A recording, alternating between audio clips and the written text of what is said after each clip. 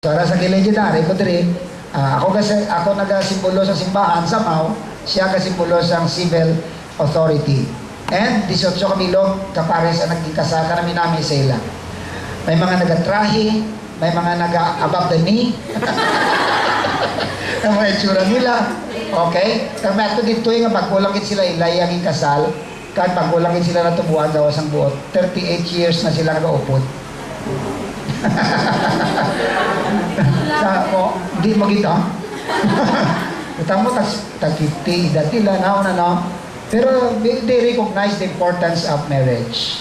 Okay? So another thing, when you are not married, your sexual relationship with somebody is illegitimate.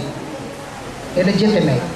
Inabata na kayo na, kung puro ka mo single, o ikaw mo makasal, illegitimate inyong sexual relasyon, wala ka pa poder na maghulid, pero gahulid ka mo. Ang matabo dira, gay mo ka mapakasala. Tawag ta kay na ng fornication. Okay? Ang resulta sa illegitimate na relasyon, illegitimate nga bata. Mama na mataboy na. So, samtang kay gugmanay, kamatin sa niya man ang plabuto ng mga bataan. Kaya kadamo ang mga nagalantos ng mga bataan, kaya ilang ginikanan, o ay naminsa sa ila. Ang ila, lang yung Blantiago na pinsar nila. Mga importante na. So, ang issue sa illegitimacy may come in. So, bisan no ka-simple, it's important to get married. But again, if you are not ready yet, do not get into it. That is very important. Tigid, anay nga magkilalahay, magpadalmanay, tugtog na kamo, makadecide kayo nga siya nagigman, kag ikaw nagigman. Hindi kay pagkitanay nyo, dalom lang yung dimple, ayos na.